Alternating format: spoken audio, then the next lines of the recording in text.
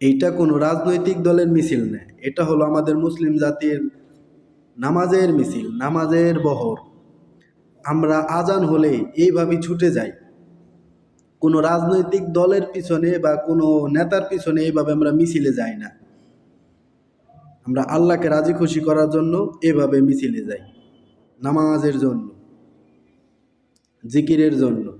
আল্লাহ কিন্তু ইলেকশনে দাঁড়ায় নাই, তবুও দেখেন শত শত হাজার হাজার মানুষ এই আল্লাহকে রাজি খুশি করার জন্য এইভাবে দলে দলে ছুটে যায় মসজিদে।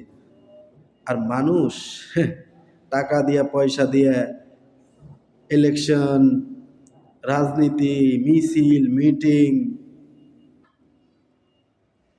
মানুষের টাকা দিয়ে লোক ভাড়া করা লাগে যে জনপ্রতি 500, মাথাপ্রতি 500 মিছিলে আসো। আর এই জায়গায় দেখেন ভাই, আল্লাহ কিন্তু আমাকে কোনো টাকা পয়সা দেয় নাই, তবু আল্লাহর দিকে আমরা দলে দলে ছুটে যাচ্ছি।